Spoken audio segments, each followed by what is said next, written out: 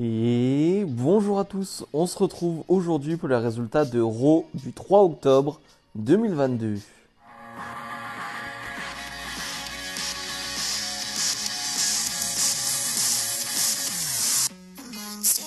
Comme d'habitude, n'oubliez pas de mettre le petit pouce bleu et de vous abonner. Ce show qui s'ouvre avec une petite promo du Judgment Day. Bon, on n'apprend pas grand chose. Juste Dominique Mysterio va dire que son père lui a menti toute sa vie et que ce n'est pas son père. Voilà, tout simplement. Ok, pas très sympa Dominique. Et on enchaîne donc avec un match, le Judgment Day face à AJ Styles et Rey Mysterio. Bon, on peut pas faire plus expérimenté que AJ Styles et Rey Mysterio en termes d'équipe. C'est pas très frais comme affiche dans le sens où Rey Mysterio affronte systématiquement un membre du Judgment Day. C'est vraiment chaque semaine. Pour le coup, c'est pas juste une phrase comme ça. C'est vraiment chaque semaine, Mysterio affronte un membre du Judgment Day. Bon, ça c'est un problème dans cette histoire. C'est pour ça que j'espère qu'elle va se terminer bientôt. En tout cas, avec le match Balor-Edge, il y a un pendant de cette histoire qui va s'arrêter. Mais Rey Mysterio Dominique va continuer. Et le match, sinon, j'ai même pas envie de parler du match en soi, de la technique, parce que c'est 10 minutes de combat. C'est surtout une énorme domination du Judgment Day. Vraiment, Rey Mysterio et AJ Styles ne font quasiment rien dans ce match. Le clan Judgment Day fonctionne à merveille. C'est-à-dire que Priest et Balor, ça fonctionne bien en équipe. Ça commence à vraiment avoir des enchaînements, du vrai travail d'équipe. Et encore une fois, tu as le travail à l'extérieur du ring de Rhea Ripley et de Dominique, surtout de Rhea Ripley, de Unique. Et là, pour distraire Rey Mysterio, il va le faire une nouvelle fois avec une Rhea Ripley qui va porter un coup de la corde à linge à Rey Mysterio. AJ Styles se retrouve tout seul et va perdre ce match. Après le match, une nouvelle fois, et là, va y avoir de la tension entre Rey Mysterio et AJ Styles. AJ Styles qui va en vouloir à Rey Mysterio en lui disant c'est ta faute si on a perdu. Il va pousser Rey Mysterio. Le Judgment Day va s'en prendre une nouvelle fois à AJ Styles, mais il va pas vraiment le détruire. Voilà, c'est un petit passage à tabac. On le sait, Finn Balor, il lui a dit la semaine dernière, je suis ton ami. Et en gros, il veut qu'il rejoigne le Judgment Day. Donc, on ne sait pas encore si AJ Styles va le faire ou non. Et là, il y a vraiment de la tension. Rey Mysterio qui commence à même avoir les faces contre lui parce qu'il n'arrive pas à régler cette histoire avec son fils. Ça, je trouve ça plutôt intéressant dans cette histoire. Bobby Lashley, le champion des États-Unis, fait face à Mustafa Ali. Alors un match qui a lieu parce que en backstage, Ali est venu voir Lashley et lui a demandé un match tout simplement. Voilà, Lashley qui n'a plus de concurrent, n'a plus de challenger depuis un petit moment maintenant, depuis son dernier match face à Rollins. Voilà, il n'y a pas de match pour Lashley à Extreme Rules et il n'y en aura pas. Je pense pas qu'il y ait un match au dernier moment qui va être rajouté. Et donc il a rien. Et donc du coup ce soir, Ali a challengé Bobby Lashley. Un match qui va durer 9-10 minutes. Et un match qui était intéressant sur le papier, mais il y a un truc dont j'ai pas compris. Mais bref, Lashley qui va être en destruction, c'est-à-dire que Ali va enchaîner à un moment donné quelques prises, mais Lashley, ça va l'énerver. Ça va l'énerver plus qu'autre chose. Lashley, il n'est pas là pour rigoler, il n'est pas là pour s'amuser.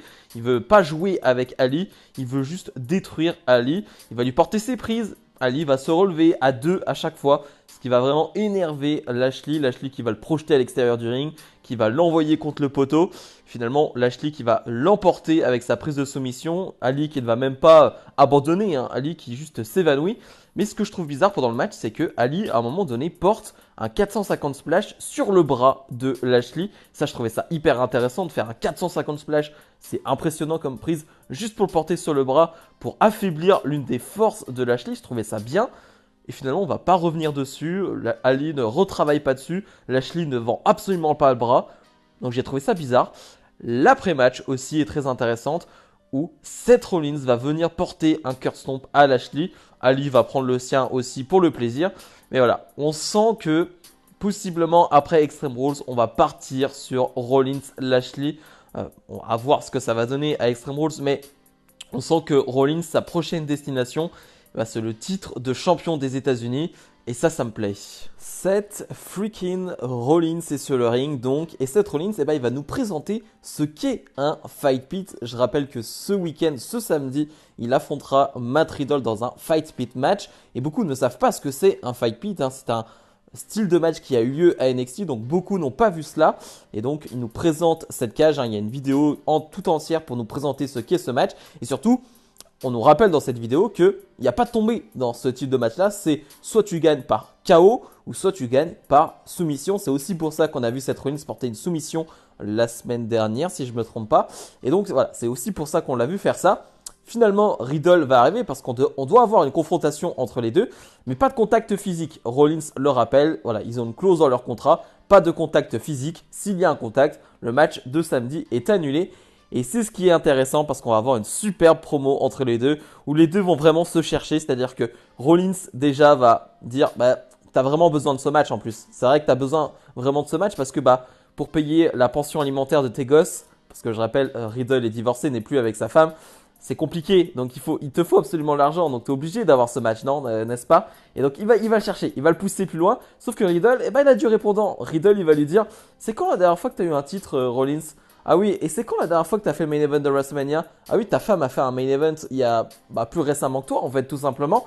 Et donc voilà, ça se cherche, ça se cherche, ça se cherche. Finalement, on va avoir Daniel Cormier, que je ne connais pas beaucoup, hein, je m'y connais vraiment pas beaucoup en UFC, un ancien champion UFC, ancien champion du monde, une légende du UFC, qui va finalement être l'arbitre de ce match parce que, comme il le dit dans sa vidéo, on est dans un match en cage et il faut quelqu'un de très costaud, très solide en tant qu'arbitre, justement pour pouvoir arbitrer ces deux-là qui mettent beaucoup d'intensité et surtout sont en guerre depuis des mois, donc c'est important de l'avoir. Voilà, il nous rappelle que c'est lui l'arbitre et il nous rappelle surtout qu'il va être impartial, même s'il aime le passé du UFC de Matt Riddle, qu'il est assez fan de Seth Rollins, voilà, il va être impartial. Bref, c'était un super segment, je vous le conseille si vous ne l'avez pas vu, hein, la promo Rollins-Riddle où les deux se cherchent vraiment, c'était vraiment très très cool. Dakota Kai fait face à Candice LeRae, pour le coup. C'est un match typique d'NXT, hein. Je pense que c'est un match qu'on a déjà vu il y a 2-3 ans.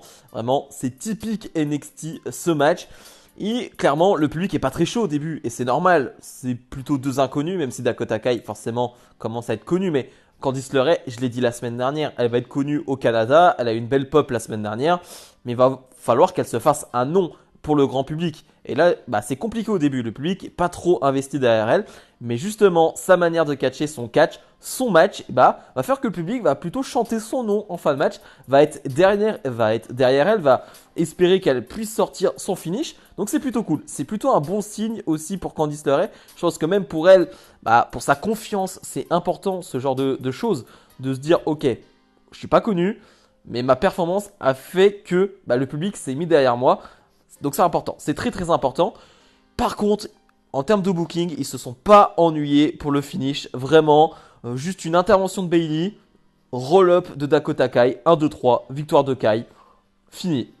Ok, on s'est pas embêté du tout. Pas de Bianca Belair qui vient, pas de Alexa Bliss ou Asuka qui avait plutôt intégré Candice LeRae dans on va dire le gang de face si tu veux. Mais ouais, vraiment pas embêté. Une défaite de Candice LeRae, bon ça c'est pas très grave, hein, même si ça fait que 2 semaines qu'elle est là. Une défaite, bon c'est en roll-up face à la moitié des championnes par équipe, c'est pas très grave. Mais on s'est vraiment pas embêté, vraiment. Et le match était bon, ça dure 8-9 minutes, c'était un bon match. Mais la fin, franchement, on sent qu'on a eu un peu la flemme. Johnny Gargano fait face à Otis, un peu un David contre Goliath. Alors, les deux font quasiment la même taille, mais voilà, c'est pas le même gabarit. Ça va pas durer trop longtemps, ça dure 4-5 minutes, mais on voit des choses intéressantes, hein. C'est vraiment le match typique. Voilà, du gars technique face au gars costaud. Bon, c'est vu et revu, mais ça marche toujours bien. Malheureusement, là non plus, on va pas s'embêter pour le finish parce que Gable fait une intervention. Tilly fait une intervention avec sa mallette. Il va frapper dans le dos Gargano. Otis en profite. 1, 2, 3, victoire de Otis. On s'embête pas non plus, vraiment, là pour le coup, on recherche pas très loin. Mais la suite est intéressante avec Braun Strowman qui va venir aider Gargano. Et on enchaîne directement avec Strowman face à Gable. Gable qui va se retrouver seul cette fois-ci parce que Otis a fait une intervention et Otis est renvoyé au vestiaire. Et donc là, on a un vrai match 1 contre 1. Pareil, ça dure 5-6 minutes. Mais là, j'ai trouvé meilleur ce match parce que je trouve que Gable, déjà, c'est Gable et il est incroyable. Mais il y a vraiment ce truc de Gable qui est heal, mais qui est quand même... donc le petit gabarit dans cette histoire, donc celui qui normalement a moins de chances de gagner et il arrive à faire des choses. Il va te porter une German suplex sur Braun Strowman. Gable avec son petit gabarit qui porte une German suplex sur Strowman. J'ai trouvé ça incroyable comme move. Vraiment, c'est un des moves que je vais me rappeler de ce Raw. J'ai trouvé ça fantastique comme move. Et je trouve que ça marche bien avec Strowman. Pour l'instant, avec Strowman, j'ai rien à dire depuis son retour. Les matchs sont cool. Le public est investi. L'histoire est bien avec Gable, Otis. Vraiment, j'ai pas à me plaindre. Vraiment, je trouve ça vraiment cool. Pendant le match, ce qu'on peut retenir, c'est que on va avoir Omos qui regarde ce match, Omas plutôt, Omas, qui regarde ce titre, enfin qui regarde Strowman. On peut s'attendre à un Omas face à Strowman en Arabie Saoudite. Pour le coup, on le voit arriver à des kilomètres. Strowman qui va remporter ce match finalement. Mais ouais, c'était vraiment cool. Je kiffe pour le moment ce que font les officiels de la WWE avec Strowman. Et ce qu'ils font surtout avec Gable. Parce que voir Gable chaque semaine à Raw ou à SmackDown, ça c'est du plaisir. Signature de contrat entre Bayley et Bianca Belair, les deux qui s'affrontent dans un match de l'échelle ce samedi à Extreme Rules. Bayley va bien le dire d'ailleurs, c'est le premier match en 1 contre 1 féminin de l'histoire de la WWE dans le main roster, parce que c'est déjà arrivé à NXT, mais dans le main roster, un match féminin 1 contre 1 de l'échelle. Bah, c'est la première fois que ça arrive, donc c'est plutôt cool. J'avoue que moi je m'attendais pas du tout à avoir ce type de match là à Extreme Rules, enfin d'avoir ce type de match là tout court, 1 contre 1 en ladder match, je trouve ça bien. Vraiment, ça fait très longtemps qu'on n'a pas vu ça et je suis très content de voir ça. Et finalement, Bayley va, comme d'habitude, être huée par le public, mais elle va te raconter son histoire en te disant que finalement, elle était un peu comme Bianca Belair, elle a été aimée par tout le monde et un jour ça s'est arrêté. Un jour ça s'est arrêté, les petites filles ont arrêté de porter son t-shirt, ça s'est arrêté et donc Bayley a dû retrouver un moyen de monter les marches de l'échelle. C'est pour ça qu'elle aime cette stipulation de l'échelle parce que ça lui rappelle qu'elle a dû monter les marches de l'échelle petit à petit pour remonter au top. Alors que Bianca Belair, elle n'a pas eu besoin de ça, elle arrive directement au top. C'est pas totalement vrai, mais bon. Bianca Belair, finalement, elle va lui dire, mais en fait, moi, ça n'arrivera pas. En fait, ça ne m'arrivera pas parce que là, c'est moi, en fait. C'est moi.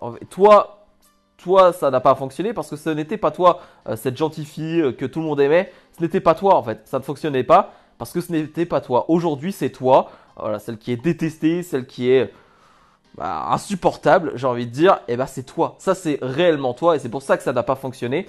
Finalement, Bayley va se dire, mais non, il est quelle heure là? Parce que je pense que mes amis sont en train de faire quelque chose. Finalement, on voit en backstage Io Sky et Dakota Kai qui attaquent Alexa Bliss et Asuka. Bayley en profite pour s'en prendre à Bianca Belair, mais Bianca Belair va réussir à s'échapper pour aller voir ce qui se passe en backstage. Et on voit Asuka qui a l'air très mal en point avec une chaise qui est positionnée au niveau de ses jambes. Et une Alexa Bliss qui va regarder la caméra et dire Io, on n'en a pas fini. On n'en a pas fini. Ce soir, toi et moi, dans le ring. C'est parti. Let's go. Ça, j'ai trouvé ça cool. La petite promo d'Alexa Bliss juste pour te dire bien énervé. Ok, ce soir, Io, on en termine. J'ai trouvé ça bien cool.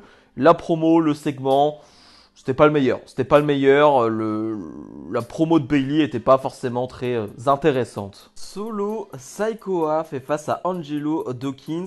Ça fait suite à un segment backstage où on a une petite embrouille entre les Usos et les Street Profits. Montez Ford qui ne peut pas monter sur le ring parce qu'il est blessé à la jambe. Et finalement, en tant que enforcer, en tant que homme de main des Usos, et Solo Sikoa s'est mis devant. Et donc on a ce match. J'aime beaucoup, encore une fois, l'attitude de Solo Sikoa qui ne refuse aucun combat, qui est là pour se battre, qui est là pour aider sa famille. Vraiment, j'adore l'attitude de Solo Sikoa. Et donc on a ce match entre les deux. C'est une affiche fraîche en plus, et elle fait plaisir, et c'est un bon match. C'est un vrai bon match. Alors bien évidemment, on va même pas parler de technique ou quoi que ce soit parce que l'attention va être aussi et surtout portée à l'extérieur du ring avec, encore une fois, des tensions entre Jey Uso et Sami Zayn. Décidément, c'est très tendu entre les deux et ces tensions vont presque coûter le match à Solo Sikoa. C'est-à-dire que les deux vont se prendre la tête, ce qui va distraire l'arbitre alors que Solo Sikoa était en train de faire le tomber. Voilà, Solo Sikoa qui aurait pu remporter ce match plus rapidement. Finalement, une nouvelle fois, le nombre va faire la force parce que t'as Jimmy, t'as Jay, t'as Sami Zayn et donc ça va vraiment trop distraire Angelo Dawkins. Donc il va se faire avoir et Solo Sikoa va remporter ce match. Mais voilà, encore une fois, on joue sur cette tension entre Jay et Sami Zayn. Pour l'instant, voilà, ça ne va pas plus loin, c'est-à-dire qu'il n'y a pas de physicalité entre les deux, ça ne s'attaque pas, il n'y a rien de tout cela. Mais à un moment donné, je pense que ça va exploser, je pense que ça va vraiment causer de gros problèmes à la Bloodline. Et c'est là où ça peut devenir très intéressant et j'ai hâte de voir ça. Et le main event, Alexa Bliss face à Io Sky. Alexa Bliss qui est accompagnée de Bianca Belair. Et finalement, Io Sky accompagné de Bayley et donc Dakota Kai. Et c'est un match qui va durer 5 minutes, donc c'est le point négatif, c'est vraiment, j'aurais aimé que ça dure plus longtemps. Pour une fois, ça fait bien longtemps, j'ai aimé un match d'Alexa Bliss. Je trouve que ça faisait très longtemps qu'Alexa Bliss n'avait pas eu une telle alchimie avec une catcheuse. Je trouve que, en fait, Alexa Bliss, depuis un moment, je trouve qu'elle fait sa partition, elle fait son match, mais peu importe l'adversaire en face, ça sera la même chose, et il se passera toujours la même chose.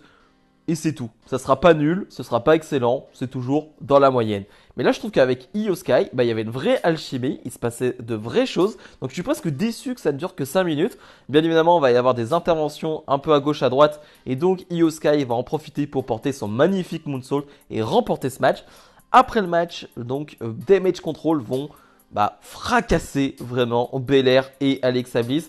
Asuka qui va vouloir venir aider avec une jambe en moins, elle aussi va se faire fracasser. Bien évidemment, on va sortir l'échelle pour nous rappeler que ce samedi, ce sera Bianca Belair face à Bayley dans un match de l'échelle. Bayley qui va poser d'ailleurs au-dessus de l'échelle pour terminer le show. Et Damage Control qui finalement, depuis maintenant quelques semaines, a pris vraiment le contrôle de cette division féminine et au-dessus. Voilà, je trouve ça plutôt intéressant cette manière de faire, cette manière de les mettre en avant, que ce soit en main event ou non, mais c'est souvent en main event là depuis quelques semaines. L'air de dire, ok, c'est pas n'importe qui, c'est pas n'importe quoi. Je suis pas sûr que ça fonctionne avec tout le monde, mais ça c'est le principe du catch, ça fonctionne pas avec tout le monde. Mais moi pour le moment ça fonctionne plutôt bien. Je suis pas convaincu par les promos de Bayley pour le moment. Mais dans l'ensemble, ça fonctionne.